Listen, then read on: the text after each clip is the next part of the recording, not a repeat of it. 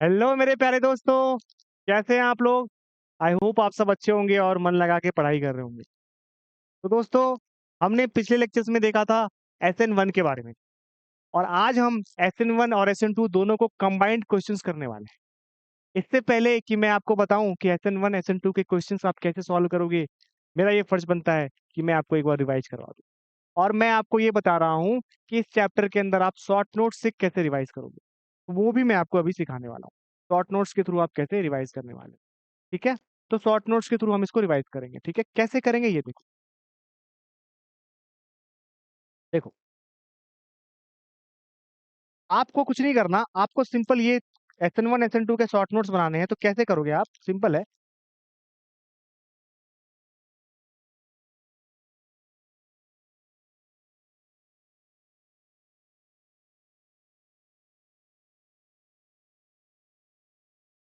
यदि ये मेरा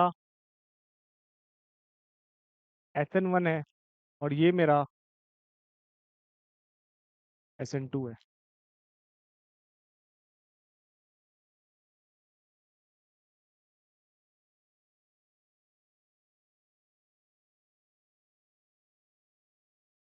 ठीक है, यदि मेरा ये SN1 है, ये SN2 है, तो ध्यान देना मैं क्या लिखाने वाला हूँ।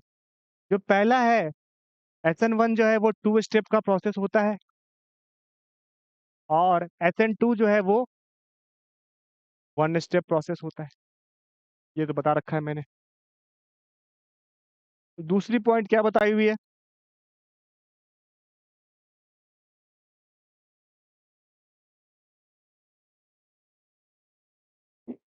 कि इसमें जो है अपना SN1 के अंदर रेसिमाइजेशन होता है और SN2 के अंदर इन्वर्जन होता है।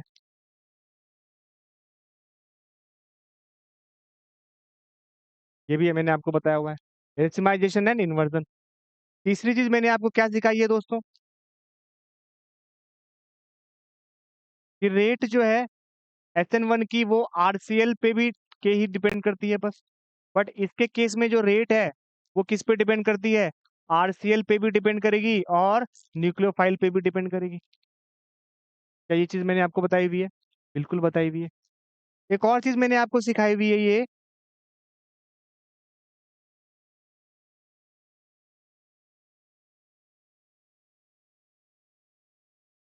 Fourth point. फोर्थ पॉइंट, एक और चीज मैंने आपको बताई हुई है कि रेट जो है वो RCL पे भी डिपेंड करेगा इन केस ऑफ SN2, और न्यूक्लियोफाइल पे भी डिपेंड करेगा SN2 के केस में, और SN1 के केस में केवल RCL पे डिपेंड करेगा। दैट मीन्स कि इसमें यदि ऐसा मैं बोलूं कि SN1 के केस में 3 डिग्री ज्यादा होगा, देन 2 डिग्री, देन 1 डिग्री, और SN2 के केस में क्राउडिंग, इनवर्सली क्राउडिंग, तो क्राउडिंग का केस लेके चलो, तो मतलब 1 degree, then 2 degree, then 3 degree carbon. ठीक है, ये मेरा SN1 और SN2 का डिफरेंस हो गया। What is the difference between SN1 reaction and SN2 reaction. इस तरीके से आप शॉर्ट नोट्स बना के इसको रिवाइज करोगे। क्या करोगे? शॉर्ट नोट्स बना के इसको रिवाइज करना है अपने को। उसके बाद एक और पॉइंट आप क्या बोल सकते हो?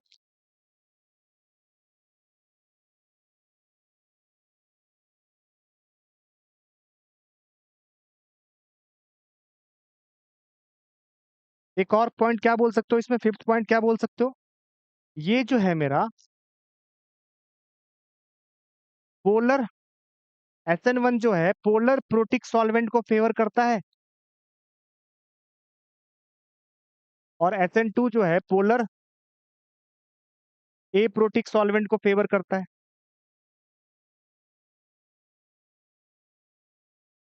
Polar protic solvent and polar A protic solvent को फेवर करता है। 5 पॉइंट्स है, मैं आप बहुत सारे पॉइंट्स लिख सकते हो इसमें। जो है अपना स्ट्रॉन्ग न्यूक्लियोफाइल चाहिए और इसमें वीक न्यूक्लियोफाइल चाहिए, आप चाहो तो ये भी पॉइंट लिख लो।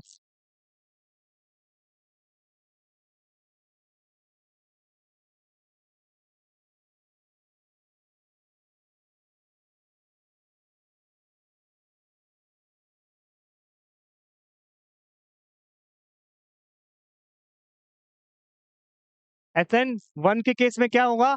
मेरा वीक न्यूक्लियोफाइल फेवर करेगा, और SN2 के केस में क्या होगा? स्ट्रॉन्ग न्यूक्लियोफाइल फेवर करेगा। तो आप ये सारी चीजें हैं इजिली समझ सकते हो कि SN1 जो है मेरा टू स्टेप प्रोसेस है और ये वन स्टेप प्रोसेस है। ठीक है। SN1 में रेसिमाइजेशन होती है, SN2 के अंदर इन्वर्जन होता है। SN1 में मेरा रेट जो है RCL पे डिपेंड करेगा केवल, और SN2 के अंदर RCL और न्यूक्लियोफाइल दोनों पे डिपेंड करेगा। जो क्राउडिंग है उसके इनवर्सली प्रोपोर्शनल होगी SN2 के केस में, और डायरेक्टली होगी SN1, है ना। पोलर प्रोटिक सॉल्वेंट SN1 को फेवर करेगा, ए प्रोटिक सॉल्वेंट SN2 को।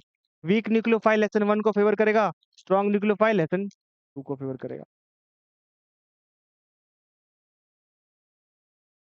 SN1 nucleophilic substance, molecular molecularity equal to 1। ठीक है।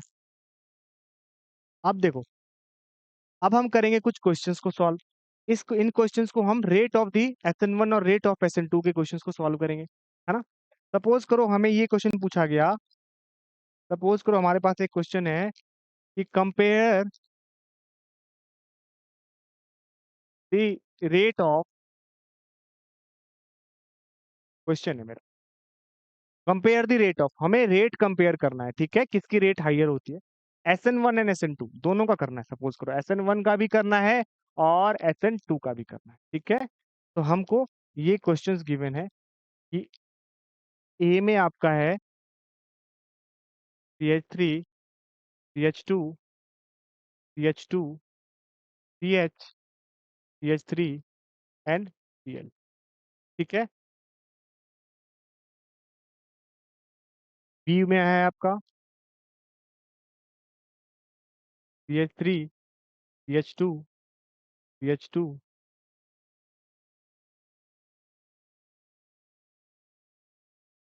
CH2Cl, ठीक है। सी में है आपका CH3, CH, CH3, CH2, CH2, ठीक है। ये एक क्वेश्चन है अपना। इसमें आपको ये बताना है कि किसमें SN1 की रेट ज्यादा होगी और किसमें SN2 की रेट ज्यादा होगी। ए, बी और सी आपका ऑप्शन है। मैंने आपको क्या बोला था, यदि आपको SN1 की रेट देखनी है ना, SN1 की, तो SN1 की रेट में यही डिफरेंस है और SN2 की रेट में, कि आपको क्राउडिंग पे डिपेंड करना पड़ेगा। तो सपोज करो उन्होंने हमारे से क्वेश्चन पूछा है कि find the rate of, suppose मुझे अभी SN1 का निकालना है। तो SN1 की रेट निकालने के लिए मेरे को क्या देखना पड़ेगा कि किसमें क्राउडिंग जो है वो ज्यादा हो रही है ना। और मुझे SN2 की रेट दिखाने के लिए किसमें क्राउडिंग कम हो रही है वो देखना पड़ेगा। तो मान लो कि यहाँ पर जो Cl लिविंग ग्रुप अटैच है ना, इसकी क्राउडिंग मुझे देखनी है इसके पास वाले कार्बन की। तो यहाँ पर तो सबसे ज्यादा क्राउडिंग हो रही है, यहाँ पर थोड़ी कम क्राउडिंग हो रही है, और यहाँ पर सबसे कम क्राउडिंग हो रही है। तो SN2 की रेट क्या होगी, सबसे कम क्राउडिंग वाली। दैट मीन्स सी की ज्यादा होगी, देन बी की होगी, देन ए की होगी। बट यही चीज यदि SN1 में पूछे तो ऑर्डर आपका रिवर्स हो जाएगा। That means A, now B, now C हो जाएगा। क्या कोई डाउट है? यहाँ तक क्लियर है ना? ठीक है। तो देखो ये चीज मैं आपको अभी एक चीज एक्सप्लेन और कर देता हूं कि देखो, यदि मेरे पास 1 डिग्री कार्बन है और मेरे पास 2 डिग्री कार्बन है और मेरे पास 3 डिग्री कार्बन है, तो यदि ये 1 डिग्री कार्बन है तो 1 डिग्री कार्बन जो है ऑलवेज क्या देगा, SN2, ठीक है। और यदि 3 डिग्री कार्बन है तो वो ऑलवेज क्या देगा, SN1, ठीक है। तो 1 डिग्री कार्बन जो है ऑलवेज SN2 देगा और 3 डिग्री कार्बन ऑलवेज SN1 देगा, ठीक है। अब देखो, यदि कार्बन 2 डिग्री आ जाए तो यहां पर बात थोड़ी सी डिफिकल्ट हो जाती है। यदि कार्बन 2 डिग्री आ जाए फिर हम क्या चेक करेंगे कि क्या वो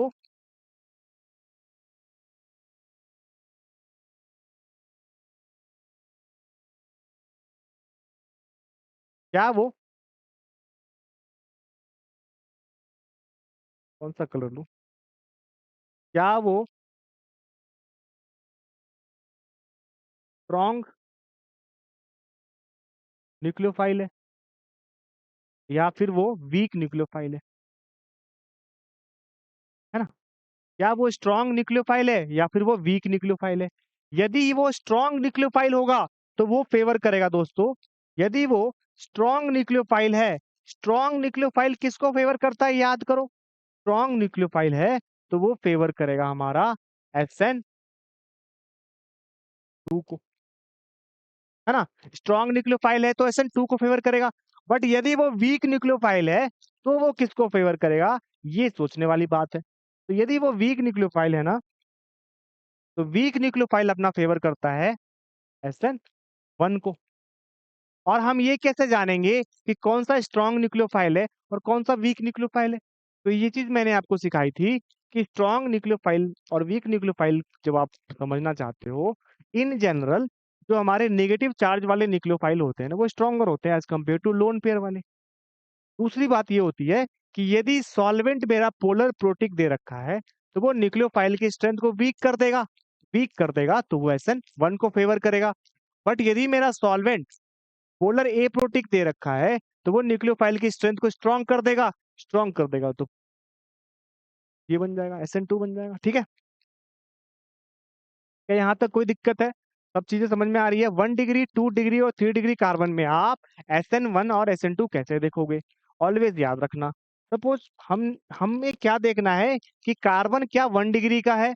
यदि कार्बन 1 डिग्री का है तो SN2, 3 डिग्री का है तो SN1 और 2 डिग्री का है तो हम ये देखेंगे कि न्यूक्लियोफाइल स्ट्रॉन्गर है या न्यूक्लियोफाइल वीक है। समझ में आ गया दोस्तों? जैसे कि मान लो कि ये क्वेश्चन पूछा आपसे कि identify identify if the following reaction is if the following reaction is SN1 और SN2।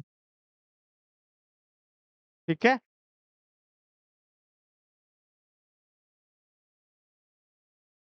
तो मान लो ए में उन्होंने पूछ दिया हमसे CH3Cl प्लस OH माइनस, जो भी रिएक्शन होगी। बी में उन्होंने पूछा है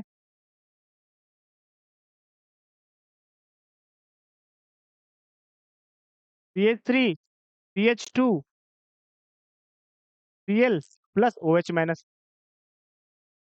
सी में उन्होंने पूछा है CH3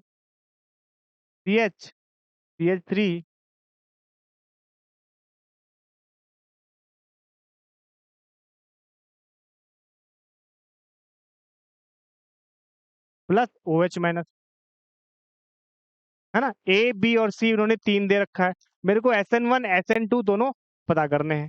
ठीक है, तो आप एक बात बताओ, मेरे को ये चीज बताओ कि पहला जो रिएक्शन है वो रिएक्शन में ये जो कार्बन है RCl है वो कितने डिग्री है दोस्तों? प्राइमरी कार्बन दिख रहा है मुझे क्योंकि क्राउडिंग सबसे कम है 1 डिग्री। तो मैंने आपको अभी क्या सिखाया था, यदि 1 डिग्री होगी तो ऑलवेज क्या होगा SN2। तो ये रिएक्शन आपको SN2 देगा। इसकी बात करते हैं, यहाँ पर ये कार्बन भी 1 डिग्री प्राइमरी कार्बन दिख रहा है तो ऑब्वियसली SN2 ही देगा। यहाँ पर बात करते हैं, ये कार्बन क्लोरीन जिससे अटैच, हेलोजन जिससे अटैच होता है उस कार्बन से कितने कार्बन अटैच है वो उसकी डिग्री कहलाता है। तो इस कार्बन से जो है मेरा 3 कार्बन अटैच है, 1 2 एंड 3, तो दिस इज 3 डिग्री कार्बन। तो 3 डिग्री कार्बन क्या देता है दोस्तों? 3 डिग्री कार्बन ऑलवेज SN1 देगा। तो ये क्या देगा? SN1। क्या आपको समझ में आया ये क्वेश्चन कैसे सॉल्व करना है? SN2 और SN1 की रिएक्टिविटी कैसे चेक करोगे? कैसे बताओगी कौन सा SN1 है कौन सा SN2 है? ये तो आसान क्वेश्चन हो गया। सपोज थोड़ा टफ क्वेश्चन वो दे देगा आपको, identify if reaction is SN1 और SN2। सपोज ये क्वेश्चन उन्होंने पूछा है मेरे से, identify if the reaction is SN1 और SN2। तो एक बात बताओ मेरे को, यदि उन्होंने क्वेश्चन के अंदर थोड़ा सा डिफिकल्टी लेवल हायर कर दिया कि यदि मान लो कि उन्होंने ये बोला है CH3CH2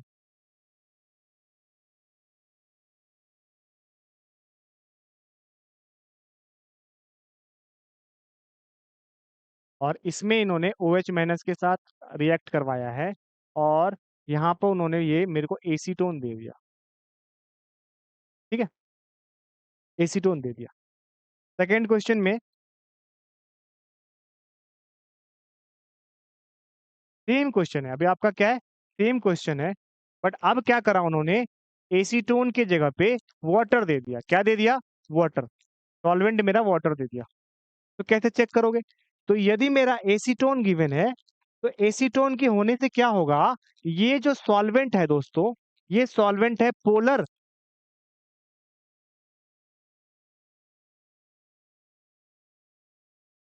ये जो मेरा सॉल्वेंट है acetone, acetone is a polar aprotic solvent. Polar aprotic. अब यदि ये पोलर एप्रोटिक सॉल्वेंट है, तो यानी कि ये किसको फेवर करेगा? ये फेवर करेगा अपना पोलर एप्रोटिक सॉल्वेंट जो है, वो SN2 को फेवर करता है। तो ये जो रिएक्शन है ओवरऑल, ये कौन सी रिएक्शन हो जाएगी? SN2 के लिए। देखो, ऐसे इसको आइडेंटिफाई करना मुश्किल है क्योंकि ये 2 डिग्री कार्बन है। तो 2 डिग्री कार्बन कौन सा रिएक्शन देगा, ये आइडेंटिफाई करना थोड़ा टफ है। बट सिंस इसने एसीटोन दे दिया मेरे से, तो क्या होगा? एसी पोलर एप्रोटिक सॉल्वेंट होगा। इसके केस में देखो, OH नेगेटिव अपना अटैक कर रहा है। तो अब इसमें सॉल्वेंट, ये 2 डिग्री कार्बन है, दिस इज 2 डिग्री। यहाँ पर सॉल्वेंट क्या है दोस्तों? पोलर प्रोटिक सॉल्वेंट है। अब यदि सॉल्वेंट पोलर प्रोटिक है, तो रिएक्शन कौन सी हो जाएगी? तो रिएक्शन हो जाएगी अपनी SN1 की। पोलर प्रोटिक सॉल्वेंट कौन सी रिएक्शन देगा? SN1 की रिएक्शन देगा। क्या आपको समझ में आ रहा है चीजें? पोलर प्रोटिक सॉल्वेंट क्या होता है, पोलर एप्रोटिक सॉल्वेंट क्या है, और हम कैसे रिएक्शंस में ये आइडेंटिफाई करेंगे कि SN1 होगा या SN2 होगा, है ना? रिएक्टिविटी के क्वेश्चन बहुत पूछता है। तो रेट ऑफ SN1 पूछा गया है मेरे से, और उन्होंने क्वेश्चन के अंदर दे रखा है C6H6 C6H5 CH2 Cl। अगला क्वेश्चन है C6H5 CH C6H5 Cl। और अगला क्वेश्चन है C6H5 C C6H5 C6H5 then Cl। मेरे को SN1 की और SN2 की रेट बतानी है। ठीक है, कोई दिक्कत है ना? तो आप एक बात बताओ, मुझे क्या देखना है? यदि मुझे SN1 की रेट देखनी है, यदि मुझे SN1 की रेट देखनी है, तो SN1 की रेट में कैसे देखूंगा? SN1 की रेट में मुझे क्राउडिंग को क्या करना है? फेवर करना है ना? तो यहाँ पर देखो, क्राउडिंग कम हो रही है, यहाँ पर क्राउडिंग ज्यादा हो रही है, यहाँ पे सबसे ज्यादा हो रही है। तो SN1 की रेट मुझे यदि देखनी होगी, A में, B में और C में, तो सबसे ज्यादा किसकी होगी? A की, देन B की, देन C की। बिल्कुल गलत है, ये SN2 की हो जाएगी। SN1 की क्या होगी? B की, देन A की, देन C की। ये मैंने कैसे लिखा है दोस्तों? ये मैंने इस तरीके से लिखा है कि मैंने क्राउडिंग देखा, मैंने ये देखा कि क्राउडिंग किस में ज्यादा है और क्राउडिंग किस में कम है, उसी से हमने स्टेबिलिटी गेन करा। तो क्राउडिंग देखने में ये पता चला कि इस वाले कंपाउंड के अंदर मोर क्राउडिंग है, लेस क्राउडिंग है और वेरी लेस क्राउडिंग है। That means BAC। ठीक है,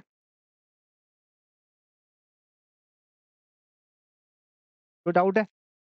BAB है ना, बिकॉज फिर वही कर रहा हूँ, है ना, बिकॉज इसमें सबसे ज्यादा क्राउडिंग हो रही है। तो SN1 किसको फेवर कर रहा है? क्राउडिंग को। बिल्कुल ही बेकार सा रीजन है ये क्राउडिंग वाला, बट NCERT के बच्चे ने यही लगाते हैं और यही सही करते हैं। ऑब्वियसली सही होता भी है। वो SN1 के अंदर ये लगा के आएंगे और SN2 के अंदर ये लगा के आएंगे। ABC बिल्कुल सही बात है, बट आप इसको समझना पड़ेगा आखिर क्यों हुआ। समझो, देखो पहले क्वेश्चन के अंदर मेरे पास ये बेंजीन रिंग थी, ये बेंजीन रिंग थी, ध्यान देना, मैं आपको बिल्कुल मॉलिक्यूलर लेवल पे बता रहा हूँ। ये बेंजीन रिंग, यहाँ पे ये Cl था, ये पहला क्वेश्चन के अंदर था। ठीक है, समझ में आया?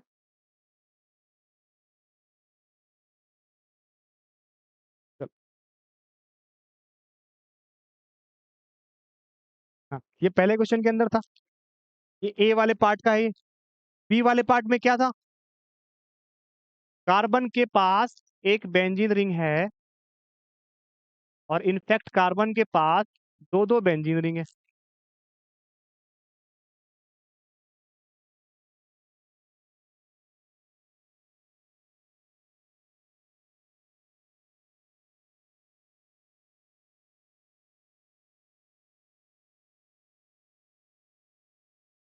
ठीक है।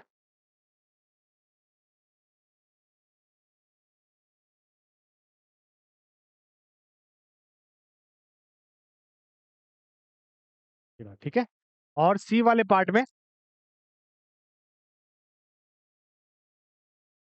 ये मेरा कार्बन है, इसके ऊपर एक बेंजीन रिंग है, इसके ऊपर एक बेंजीन रिंग है, इसके ऊपर एक और बेंजीन रिंग है, और यहाँ पर Cl है। ये मेरा 3 कंपाउंड गिवन है, यदि मैं इसका स्ट्रक्चर बनाऊं तो। ठीक है, अब इस बात को ऐसे सोचो कि सबके पास क्या गिवन है दोस्तों, Cl गिवन है ना, लिविंग ग्रुप गिवन है, Cl यहाँ भी है, यहाँ भी है, और यहाँ भी है। तो एक बात बताओ मेरे को, यदि ये SN1 की रिएक्शन है तो पहला स्टेप क्या होता है दोस्तों, generation of carbocation. That means Cl आपका बाहर जाएगा, यदि आपका Cl बाहर जाएगा तो कार्बोकेटायन जनरेट होगा, और यदि कार्बोकेटायन जनरेट होगा तो हम यहाँ पर क्या लिख सकते हैं, यहाँ पर हम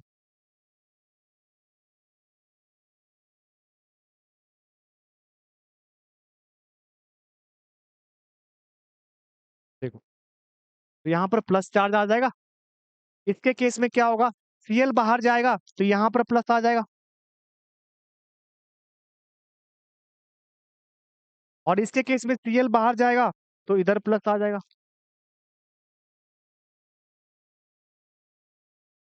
ठीक है, अब एक बात मेरे को बताओ, यदि ये कार्बोकेटायन जनरेट हुआ है तो क्या यहाँ पर बेंजीन रिंग आपका रेजोनेंस करेगा नहीं करेगा, रेजोनेंस करेगा। यदि बेंजीन रिंग रेजोनेंस करेगा, रेजोनेंस रेजोनेंस करेगा, यदि बेंजीन रिंग रेजोनेंस करेगा तो इसकी स्टेबिलिटी क्या होगी दोस्तों, इंक्रीज हो जाएगी, stability increases because of the resonance of benzene ring. ठीक है, सेकेंड केस में क्या होता है कि यदि यहाँ पर दो दो बेंजीन रिंग अटैच है तो यहां से भी रेजोनेंस होगी, ऊपर से भी और नीचे से भी रेजोनेंस होगी। इसका मतलब क्या है, मोर रेजोनेंस, मोर रेजोनेंस, ज्यादा रेजोनेंस, इसका मतलब more will be the stability. क्या आपको ये चीज समझ में आएगी, यदि ज्यादा रेजोनेंस होगी तो ज्यादा स्टेबिलिटी होगी। ठीक है, इसके केस में यहाँ ये भी रेजोनेंस करेगा, ये बेंजीन रिंग भी, और ये बेंजीन रिंग भी रेजोनेंस करेगा, और ये बेंजीन रिंग भी रेजोनेंस करेगा, तीनों करेंगे रेजोनेंस। तो इसका मतलब है दोस्तों मोस्ट रेजोनेंस होगी, सबसे ज्यादा रेजोनेंस होगी, तो इसका मतलब है दोस्तों मोस्ट क्या होगी, स्टेबिलिटी होगी। यहाँ पर हम किसकी बात कर रहे हैं, SN1 की बात कर रहे हैं, और SN1 की स्टेबिलिटी किस पे डिपेंड करती है, SN1 का रेट स्टेबिलिटी ऑफ कार्बोकेटायन पे, बिकॉज वो रेट डिटरमाइनिंग स्टेप होता है, स्टेबिलिटी ऑफ कार्बोकेटायन। क्या आपको चीजें समझ में आ गई, क्लियर है, कैसे आप रेट डिटरमाइन करोगे, कैसे आप स्टेबिलिटी को चेक करोगे, तीनों में से किसकी स्टेबिलिटी ज्यादा होती है। ठीक है, तो ये हमारा कुछ क्वेश्चंस होता है जो आपको एनसीईआरटी में भी गिवन है और पूछते भी हैं कि एक्चुअली में बताओ कि रेट किसकी ज्यादा होगी और किसकी कम होगी। ठीक है, कई क्वेश्चन आपको सिंपल से आ जाते हैं जो कि आई थिंक आपको पता होंगे, मैंने आपको बताया भी होगा, लेक्चर्स आपने ध्यान से देखा होगा। तो मान लो मुझे कंपेयर करना है SN2 की रिएक्टिविटी, कंपेयर SN2 रिएक्टिविटी। ए के अंदर उन्होंने क्वेश्चन पूछा है, ये डायग्राम उन्होंने दे दिया, इधर Cl अटैच कर दिया ए में, बी में यहाँ पर Cl अटैच है, ठीक है, और सी के अंदर और यहाँ पर एक Cl अटैच। मुझे SN2 की एंड SN1 की रिएक्टिविटी देखनी है। ठीक है दोस्तों, समझो, एक बात बताओ मुझे कि यहाँ पर ये जो कार्बन है ये एक बॉन्ड लाइन फॉर्मूला है, बॉन्ड लाइन फॉर्मूले के अंदर जितने भी कर्व्ड बनते हैं ना, उस जगह पे आपका कार्बन एटम को अटैच करो। यहाँ पे कर्व्ड है, यहाँ पर कर्व्ड है, यहाँ पर पॉइंट है, यहाँ पर पॉइंट है, और यहाँ पर पॉइंट है, कार्बन एटम अटैच करो। अब बताओ, कार्बन की एक वैलेंसी है तो हाइड्रोजन कितने होंगे, 4 वैलेंसी के लिए 3 CH3। यहाँ पर कार्बन की 2 वैलेंसी है तो हाइड्रोजन कितने होंगे, CH2। यहाँ पर कार्बन की 2 वैलेंसी है तो CH2, 2 वैलेंसी है तो CH2, 2 वैलेंसी है तो CH2। ये बॉन्ड लाइन फॉर्मूले को मैंने लिखा है। सिमिलरली यहाँ पर देखो, यहाँ पर कर्व्ड है, यहाँ पर कर्व्ड है, यहाँ पर कर्व्ड है, यहाँ पर कर्व है, यहाँ पर कर्व है, और यहाँ पर कर्व है। यहाँ पर कार्बन है तो CH3, यहाँ पर CH2, यहाँ पर CH2, यहाँ पर CH, यहाँ पर CH2 और यहाँ पर CH। कैसे आया ये? 4 बॉन्ड कंप्लीट करना था हमें सबका। यहाँ पर क्या होगा? CH3, यहाँ पर CH2, यहाँ पर कार्बन, यहाँ पर CH3, यहाँ पर CH2 और यहाँ पर CH। अब आपसे ये क्वेश्चन पूछा जाए कि आप इन तीनों में रेट किसकी फास्टर होगी टुवर्ड्स SN2। तो यदि मैं रेट पूछा पूछा गया है मेरे से, यदि मेरे से रेट पूछा गया है किसका? SN2 का, तो मेरे को एक बात बताओ, ये जो कार्बन है जिससे लिविंग ग्रुप अटैच है, ये कार्बन जो है 1 डिग्री कार्बन है कि नहीं है? ये कार्बन जिससे लिविंग ग्रुप अटैच है, ये लिविंग ग्रुप, ये कार्बन किसी 2 कार्बन से अटैच है, इससे और इससे, ये कार्बन 2 डिग्री है कि नहीं है? ये कार्बन जिससे लिविंग ग्रुप अटैच है, ये 3 कार्बन से अटैच है, तो क्या ये 3 डिग्री है कि नहीं है ना? 3 डिग्री है। तो दैट मीन्स ए वाला पार्ट मेरा 1 डिग्री था, बी वाला पार्ट मेरा 2 डिग्री था, और थ्री वाला पार्ट मेरा, सी वाला पार्ट मेरा 3 डिग्री था। तो SN1 का केस तो हमें पता ही है क्या होता है। SN1 के केस में क्राउडिंग को वो अवॉइड करना चाहता है। That means 1 degree, then 2 degree, then 3 degree. Answer क्या होगा? A, then B, then C. और यदि मैं यही बात आपको, colour, colour which colour? This colour. यदि यही बात मैं आपको SN1 के लिए पूछूं, तो SN1 क्या कर रहा था? क्राउडिंग को पसंद कर रहा था, क्योंकि उसमें इलेक्ट्रॉन डोनेटिंग ग्रुप अटैच थे। तो 3 डिग्री ज्यादा अच्छा है, देन 2 डिग्री, देन 1 डिग्री। इस हिसाब से SN1 के केस में आंसर क्या आना चाहिए दोस्तों? सी, देन बी, देन ए। क्या आपको ये चीज समझ में आ गई? किस तरीके से आप क्वेश्चंस को सॉल्व करना चाहते हो? कोई दिक्कत है? यहाँ तक कोई प्रॉब्लम नहीं होनी चाहिए, आई बिलीव, है ना? तो हमने क्वेश्चंस के बारे में क्या करा, पहले ध्यान से पढ़ा कि क्वेश्चन कह क्या रहा है, और फिर हमने बॉन्ड लाइन फॉर्मूले को स्ट्रक्चर फॉर्मूले में चेंज कर दिया, यदि आपको कंपेयर करने में दिक्कत हो रही हो तो। ठीक है, फिर आप कर सकते हो। ऐसे ही आपका इजिली एक क्वेश्चन है कि कंपेयर SN1 एंड SN2।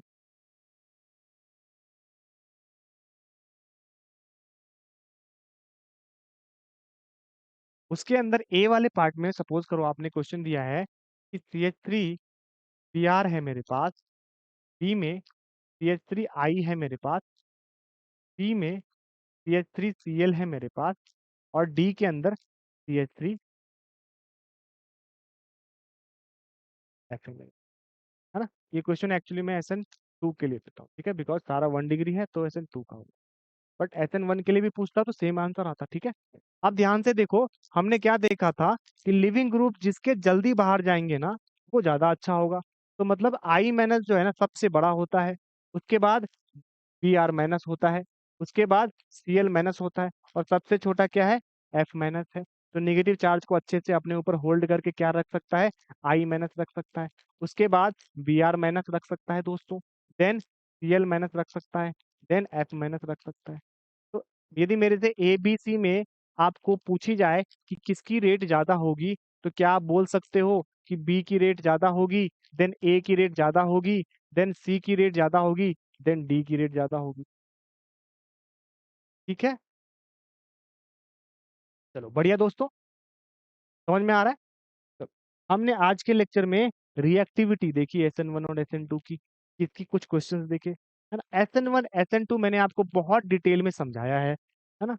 तो आप अच्छे से SN1 और SN2 को एक बार रिवाइज कर लो। यहाँ से रिवाइज करने के बाद कभी कोई प्रॉब्लम नहीं आएगी आपको, ठीक है? जितने भी क्वेश्चन आएंगे आप इजिली सॉल्व कर सकते हो। ठीक है दोस्तों, SN1 और SN2 की रिएक्टिविटी देखने के बाद अब हम नेक्स्ट लेक्चर में जब आएंगे, तो हम कैसे अल्काइल हैलाइड या हेलो अल्केन्स को प्रिपेयर करते हैं वो पढ़ने वाले हैं। प्रिपरेशन ऑफ हेलो अल्केन्स, है ना? हम अल्कोहल से बनाएंगे, हम हम अल्कीन से बनाएंगे, हम अल्केन से बनाएंगे, है ना? डिफरेंट डिफरेंट रिएक्शंस में आपको बताने वाला। ठीक है दोस्तों, मन लगा के पढ़ो। मिलते हैं नेक्स्ट क्लास में। Thank you.